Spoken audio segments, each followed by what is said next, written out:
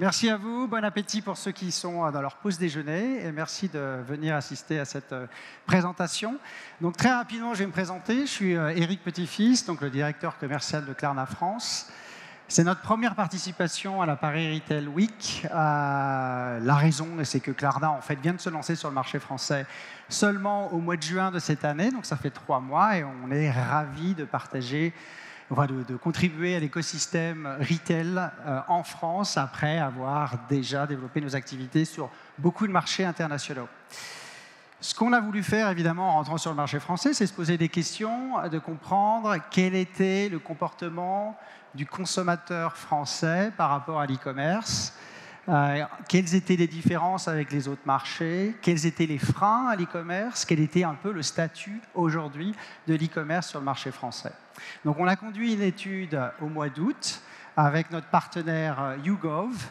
On a interrogé plusieurs centaines, même 1000 consommateurs français pour comprendre effectivement leur comportement d'achat. Et donc aujourd'hui, j'ai le plaisir de vous partager des résultats. Et bien sûr, on pourra en parler sur le salon. On est là pour 3 jours. Donc si vous avez des réactions, des questions, des commentaires, vous pouvez bien évidemment venir nous voir pour en parler un peu plus. Alors, je vais avancer. La France face au changement de l'e-commerce. Alors, avant que je rentre directement dans la présentation des résultats, je voulais peut-être vous dire quelques mots sur Klarna. C'est un nom qui est un peu nouveau sur le marché français. En fait, on est donc européen. On est une banque suédoise et on s'est lancé il y a maintenant plus de 16 ans sur une mission qui était de révolutionner l'expérience shopping. Alors évidemment, l'expérience shopping évolue avec son temps et donc Klarna évolue aussi avec son temps. Et aujourd'hui, on a développé un écosystème de shopping qui nous a permis de prendre une position de leader mondial de ce qu'on appelle le Buy Now, Pay Later. Donc en bon français, acheter maintenant pardon, et payer plus tard. Mais en fait, chez Klarna, on ne s'arrête pas simplement à la brique paiement de l'expérience shopping. Pour nous, l'expérience shopping, c'est vraiment une vision avant l'achat, pendant l'achat et après l'achat. Et ce qu'on entend par là, c'est comment est-ce qu'on peut apporter de la valeur ajoutée aux consommateurs à toutes les étapes, comment on peut effectivement répondre à des problèmes universels du consommateur, qu'est-ce qui fait aujourd'hui qu'un consommateur va aller en ligne ou pas aller en ligne. On va effectivement répondre à ces questions avant, pendant et après effectivement l'acte d'achat, et on pourra effectivement en parler un petit peu. On a 4000 employés, donc on n'est plus tout à fait une toute petite entreprise. On investit continuellement dans le développement de nouvelles solutions. On est maintenant présent dans 20 pays. On lance à peu près 5 à 6 marchés par an. Donc on est heureux d'avoir lancé la France au mois de juin, qui est un marché très prioritaire pour Klarna. Et on a aujourd'hui plus de 90 millions de consommateurs dans notre réseau. Donc on a aujourd'hui des connaissances sur 90 millions de consommateurs dans le monde et on peut effectivement aider les retailers à targeter les clients sur la base des connaissances qu'on a de nos 90 millions de consommateurs. Et en parlant de clients, on a 250 000 clients aujourd'hui dans le monde. Donc on a quelques grandes marques internationales, des marques qui ont au cœur de leur stratégie de fidélisation l'expérience client. Et donc, on travaille avec des grands groupes dans la mode, dans la beauty, mais également dans les verticals un peu plus larges, avec des tickets plus élevés, dans l'electronics par exemple, également un petit peu dans le travel, dans le voyage. Sur le marché français, on s'est lancé au mois de juin, donc on est encore récent. On a la chance d'avoir des grands groupes internationaux qui travaillent avec nous, qui sont intéressés de travailler avec nous déjà sur le marché français. Donc on a lancé des grandes marques comme Boohoo, comme Revolution, Beauty Revolution. Oui, on va lancer également très bientôt Adidas, H&M qui va arriver avec nous sur le marché français dans les prochaines semaines. On a aussi lancé des marques françaises comme Vestiaire Collective, Bash ou Spartoo dernièrement. Et on va lancer Lacoste très prochainement et un certain nombre de grands groupes qui ne veulent pas encore que je les cite, mais qui vont bientôt effectivement être lancés sur le marché français. Voilà, maintenant que j'ai dit tout ça, je crois que je vais en venir un petit peu à l'étude et un peu les choses qu'on a vues. Donc l'étude couvre 3 parties. La première, c'est le comportement d'achat en France en général. La deuxième, ça va être quelle est la réaction ou le comportement des Français par rapport aux périodes de fait, un temps commercial très important, comme vous le savez. Et le dernier point, ça va être sur comment est-ce qu'aujourd'hui les consommateurs vont s'inspirer pour réfléchir à quel type d'achat ils veulent faire. Donc on va regarder un petit peu ces résultats ensemble. Donc, je crois que c'est assez inutile de vous dire que le marché français est un gros marché de l'e-commerce. Aujourd'hui, beaucoup de Statistica, comme a fait VAT, s'accordent pour dire que le marché de l'e-commerce en France, c'est plus de 110 milliards d'euros de volume, ce qui en fait le deuxième plus gros marché d'e-commerce après l'Allemagne sur l'Europe continentale et troisième si on compte effectivement les UK qui nous ont quittés. On a donc 48 millions de consommateurs qui vont effectivement en ligne et on a à peu près 200 000 marchands qui ont déjà commencé leur révolution digitale et qui évidemment proposent leurs services en online. On a noté quand même deux différences majeures par rapport aux autres marchés. La première différence, c'est sur la fréquence d'utilisation de l'online pour les 48 millions de consommateurs. Ce qu'on voit, c'est que seulement 19% des consommateurs nous disent qu'ils vont au moins une fois par semaine en online, quand 50% nous disent qu'ils vont acheter au moins une fois par semaine encore en retail. Ce qui est assez différent de ce qu'on voit en Allemagne ou au UK, où en fait au UK, vous avez 48% des consommateurs qui vont aller une fois par semaine faire de l'achat online, et c'est aussi également 41 ou 40% également en Allemagne. La deuxième grosse différence qu'on a notée, c'est comment est-ce qu'aujourd'hui les consommateurs vont faire leurs achats online. Sur les marchés anglo-saxons, un peu plus avancés en e-commerce, comme le UK ou l'Allemagne, ils sont à 48% à utiliser le mobile pour aller effectivement acheter. Aux États-Unis, ils sont à 48%, à 38% au UK ou à 36% en Allemagne. En France, ils ne sont que 30% à utiliser le mobile pour aller faire des achats. Donc ils vont utiliser le mobile pour faire de l'inspiration, pour s'inspirer, mais ils ne vont pas utiliser le mobile pour acheter, et on le verra un petit peu plus tard. Donc le français utilise encore beaucoup le desktop à l'inverse des autres marchés. Ce qu'on a aussi noté, c'est qu'en termes de fréquence d'achat, les Français nous disent qu'ils veulent dépenser plus online. Donc si aujourd'hui ils sont 19% à consommer une fois par semaine, on estime selon le sondage qu'ils seraient 30% à consommer une fois par semaine l'année prochaine. Donc il y a une vraie volonté effectivement d'acheter plus online sur le marché français. Qu'est-ce qui fait peut-être qu'on est un peu derrière les UK ou l'Allemagne en termes d'utilisation de l'online aujourd'hui ou des achats online? En fait, les Français nous ont parlé d'un besoin de transformation digitale un peu plus abouti. Et ils nous ont parlé d'un certain nombre de freins qu'ils rencontraient, qui faisaient qu'aujourd'hui, ils allaient peut-être s'inspirer online, mais ils n'allaient pas forcément acheter online. On a 4 types de freins importants qui sont sortis dans l'enquête. Pour 49% des Français, ils nous disent que c'est l'impossibilité de toucher le produit, de tester le produit ou d'essayer le produit avant même effectivement l'achat, qui est un vrai problème pour beaucoup de Français. Un deuxième problème à 36%, c'est le coût de la livraison. Un troisième problème, c'est les incertitudes autour du délai de livraison. Beaucoup de consommateurs ont des besoins rapides et ils ne savent pas effectivement quand est-ce que leurs produits seront délivrés. Et un dernier gros problème, c'est en général la gestion des retours. Donc comment est-ce que vous pouvez effectivement retourner vos achats et surtout récupérer vos remboursements assez rapidement. Ce qu'on a vu, c'est qu'il y a beaucoup de consommateurs qui sont assez choqués de l'idée de devoir attendre plus d'une semaine avant de récupérer un fonds lorsqu'ils ont fait un retour, parce que ça les empêche effectivement d'aller acheter sur d'autres sites, par exemple. Si j'avance un petit peu, tout ça fait qu'aujourd'hui, le consommateur français veut aller sur l'online, va inspirer sur l'online, mais en fait, lorsqu'il doit décider de comment il veut acheter, aux 2/3, il préfère encore acheter en magasin. Et ce qui est aussi très en arrière par rapport aux autres marchés européens sur lesquels on a fait des comparaisons, ils sont à 56% seulement à préférer les magasins aux États-Unis. Ils sont 49% au UK, donc les Anglais et les Britanniques préfèrent effectivement acheter online qu'en magasin, et à 51% en Allemagne. Donc les Français sont plus encore aujourd'hui tournés vers le retail, même s'ils désirent aller sur l'online, mais un certain nombre de freins font qu'aujourd'hui, ils ne vont pas utiliser l'online pour finaliser leurs achats. Alors qu'attendent réellement les Français de la part des commerçants pour justement se tourner plus vers les achats online?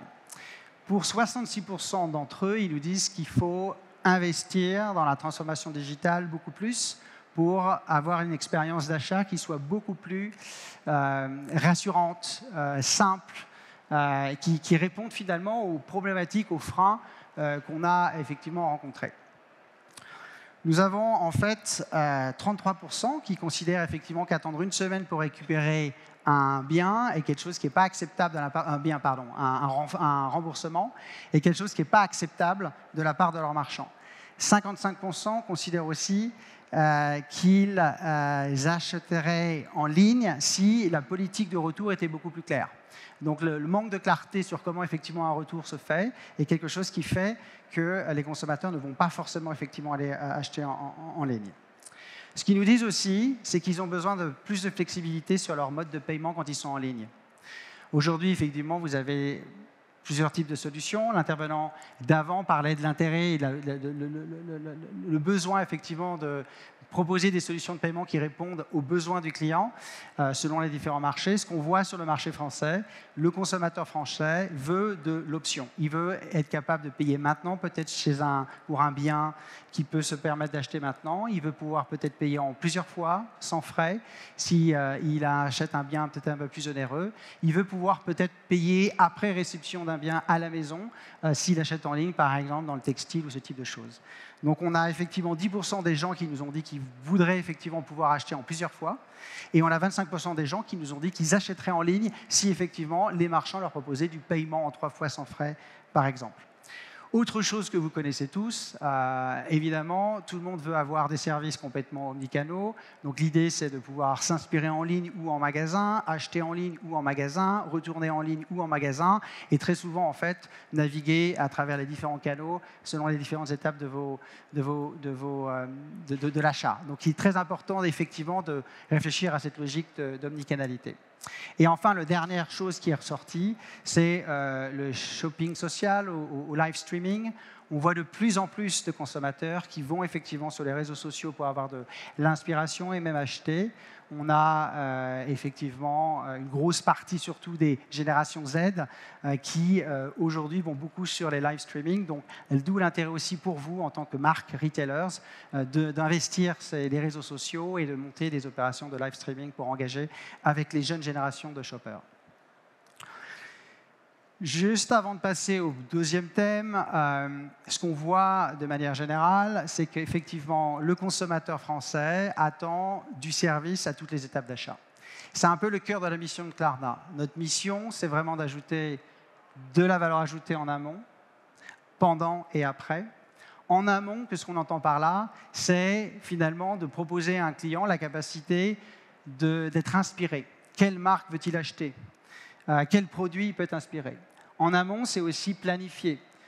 Quand est-ce que je vais acheter ce produit? Et donc, commencer à travailler sur des listes de souhaits qui leur permettent effectivement de planifier le moment où ils vont pouvoir acheter. C'est la capacité d'être aussi contacté pour continuer une bonne affaire sur les produits qu'ils ont choisis. Ce sont des types de services que Klarna propose dans son écosystème aux consommateurs pour qu'ils puissent effectivement planifier ces achats. Pendant, c'est évidemment la sécurité, c'est le peu de friction, une expérience extrêmement smooth, sans friction. C'est évidemment la transparence sur les frais. C'est également, évidemment, l'option et la flexibilité des solutions de paiement. Payer maintenant, payer plus tard, payer en plusieurs fois sans frais. C'est des choses qui sont effectivement importantes pour les consommateurs. Et après, en fait, l'achat, là où c'est très important, c'est aider le consommateur, finalement, à gérer son après-vente. Donc, avoir effectivement un customer service omnicanal intuitif, c'est évidemment gérer de manière centralisée la gestion de toutes ces livraisons. Un consommateur peut, dans l'application Klarna, gérer finalement les livraisons de chez Zara ou d'ailleurs. C'est pas encore moi. C'est évidemment aussi de gérer ses retours, être capable d'être remboursé automatiquement par Klarna dès lors qu'un consommateur signifie qu'il a fait un retour d'un produit. C'est la possibilité de calculer son empreinte carbone, etc., etc. Venons-en au deuxième thème, qui est la réaction des Français par rapport à un temps commercial qui est important, vous le savez tous, qui est la fin d'année, où on a de plus en plus en fait, de dates charnières, avec le Black Friday bien évidemment, et bien d'autres. Ce qu'on voit déjà, quel est le budget moyen que les Français veulent dépenser avant la fin de l'année. On parle d'un budget cadeau d'à peu près 482 € et avec des cadeaux moyens à peu près de 100 €. Mais ce que je dirais, ce qui est plus intéressant, c'est de voir comment est-ce que les Français souhaitent aujourd'hui avoir accès à ces cadeaux-là et préparer leurs achats. Ce qu'on note, c'est que 10% des Français ont déjà commencé leurs achats de Noël. On n'est qu'au mois de septembre. Ce qu'on note aussi, c'est que 28% des Français nous ont dit nous avançons effectivement nos plans d'achat pour les fêtes de fin d'année. Donc chaque année, ce qu'on voit, c'est que les Français et les consommateurs de manière générale veulent planifier toujours un peu plus tôt leurs achats de fin d'année qui sont importants. Ce qu'on voit aussi, c'est que 52% auront déjà fait la plupart de leurs achats autour du Black Friday. Et 60% nous disent qu'ils vont dépenser majoritairement au niveau du Black Friday. Et une des raisons pour laquelle les Français veulent planifier de plus en plus, c'est parce que les Français cherchent effectivement à faire de bonnes affaires. La fin d'année, c'est une période où effectivement ils vont s'acheter des produits un peu plus chers, un peu plus onéreux pour faire plaisir. C'est aussi évidemment possible dès lors qu'il y a la possibilité de faire de bonnes affaires.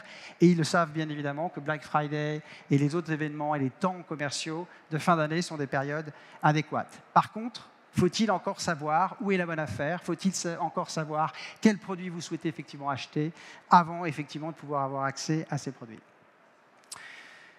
Black Friday est de plus en plus effectivement en ligne. Ce n'est pas simplement du magasin, évidemment. On voit particulièrement chez les millennials et les générations Z.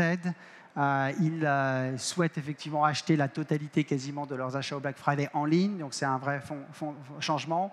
Ce qu'on voit aussi, c'est qu'on ne s'attend pas en fait, à une baisse des volumes en ligne à Black Friday après la fin de la Covid. C'est-à-dire autant la pandémie a fait exploser d'une certaine manière les dépenses en ligne, autant on ne pense pas qu'on va retrouver des niveaux avant pandémie sur effectivement les niveaux de dépenses en online. Je bouge beaucoup parce qu'on va me demander de faire des claquettes, mais bon, ça, je crois que c'est... Autre chose qui est aussi intéressant, c'est de voir que les Français souhaitent partager ce qu'ils veulent acheter avec leur famille et leurs amis. 41% nous disent qu'ils font des listes et qu'ils vont partager ces listes avec la famille, avec des amis, à travers les réseaux sociaux, à travers différents canaux, de manière à, bien évidemment, avoir du feedback, des commentaires de leurs amis, mais aussi pour leur demander et leur signifier de manière un petit peu subtile ou pas, selon les personnes, quel type de produit ils veulent effectivement avoir pour leur cadeau de fin d'année. 37% nous disent aussi que s'ils n'avaient pas effectivement le cadeau qu'ils avaient mis sur leur wishlist, ils vont effectivement se l'acheter par eux-mêmes. Donc ça souligne vraiment ce que je disais, et ce que l'étude montre, c'est que les Français, de plus en plus, veulent planifier, veulent partager, veulent savoir en amont ce qu'ils veulent acheter pour avoir accès à des bonnes affaires. Folie du luxe, j'en ai un petit peu parlé. La fin d'année, c'est une période où effectivement les gens vont dépenser plus, ils vont faire attention, ils vont attendre effectivement les soldes pour pouvoir acheter des produits à plus forte valeur. Dernier thème, c'est la découverte. C'est comment effectivement les Français vont utiliser, quels canaux vont-ils utiliser pour finalement être inspirés, avoir accès aux marques qu'ils aiment, et puis finalement faire leur liste de souhaits et planifier. Ce qu'on voit d'abord dans les critères de choix pour acheter, ça reste encore le prix. Le prix reste, pour la plupart des Français, le prix qui fait qu'un client va se décider d'acheter.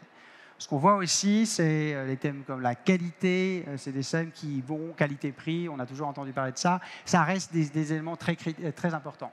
Ce qui est assez nouveau, c'est qu'effectivement, c'est tout ce qui est autour de l'expérience d'achat qui devient aussi un critère de choix. C'est-à-dire que si un consommateur a une vision très claire de comment fonctionnent les livraisons, les retours, les remboursements, dans quel délai, dans quel timing, ça va effectivement aider finalement un consommateur à prendre un acte d'achat et choisir effectivement l'achat. Quelles sont aussi les catégories d'achat les plus populaires pour les fêtes? Alors, ce qu'on voit, c'est que, de manière générale, les Français vont surtout se tourner vers la mode, vers la beauté et la santé, vers l'électronique, les produits pour enfants et aussi les bijouteries accessoires. Ce sont les produits qui nous disent qu'ils veulent effectivement planifier, qu'ils veulent effectivement penser à acheter et qu'ils veulent acheter pour leur cadeau de Noël ou pour leur cadeau de fin d'année. L'électronique, c'est ce qui est arrivé en deuxième position chez les hommes, pas du tout chez les femmes. Donc c'est surtout les hommes qui vont faire que l'électronique arrive dans le top 5 des industries qui vont être les plus prisées que chez les femmes. Maintenant, où est-ce que les Français vont chercher l'inspiration? En fait, ce qu'on voit, c'est que pour 54% des Français interrogés, l'inspiration, ils vont la trouver à la fois en magasin et en online. Et l'online est devenu extrêmement important pour eux pour faire de la recherche. Évidemment, ils continuent à faire du bouche à oreille. Et ce qui est intéressant, et c'est bien, hein, surtout après la période qu'on a vécue, de voir que le contact humain et que la relation en magasin avec un commerçant reste encore important pour se décider à 29%. Comment utilisent-ils en fait les réseaux sociaux? Et c'est assez intéressant de voir qu'aujourd'hui, ils vont plutôt utiliser les réseaux sociaux pour s'inspirer plutôt que pour acheter. Il faut que je retrouve mon petit chiffre. 78% des millennials et génération Z nous ont dit qu'ils sont allés effectivement aller sur les réseaux sociaux pour s'inspirer avant d'aller acheter un produit ailleurs. Donc ils vont vraiment s'inspirer et puis après ils vont utiliser un autre canal pour acheter que le réseau social. Ça peut être le mobile, ça peut être le desktop. On a vu que c'était plutôt le desktop que le mobile, mais ils ne vont pas forcément utiliser le live streaming pour acheter, même si ça devient de plus en plus important, ou l'échange de listes avec leurs amis, ça leur permet d'avoir de l'inspiration, pas forcément effectivement acheter. Live streaming, j'en ai un petit peu parlé, c'est aussi une grande tendance de fond. 45% dans la population générale nous disent qu'ils veulent effectivement avoir de plus en plus d'expériences live streaming. Ça leur permet d'être inspirés par rapport à des nouvelles marques, par rapport à des nouvelles tendances. C'est d'autant plus fort chez les générations Z et millennials. Évidemment, c'est moindre chez les boomers. Ils sont juste en dessous de 30% à aller sur le live streaming, mais c'est évidemment une tendance de fond. Donc voilà un peu pour les résultats. On va évidemment publier ces résultats si ça vous intéresse. On peut aussi en parler bien évidemment sur le booth pendant les quelques jours qu'on a devant nous. On sera ravis de vous accueillir. La conclusion, nous, qu'on se fait, c'est oui, évidemment, l'online, tout le monde le sait, c'est quelque chose qui est en très forte croissance. Oui, évidemment, les entreprises françaises ont commencé leur transformation digitale. Maintenant, ce qui ressort, c'est que les Français pensent que la transformation digitale en France n'est pas encore aboutie et ils réclament effectivement plus d'investissement des marchands dans l'expérience client pour que finalement, ils passent d'un mode « je vais m'inspirer sur l'online, je vais m'inspirer sur le social media » à « je vais finalement acheter sur les médias sociaux ou effectivement sur le mobile ou sur l'online ».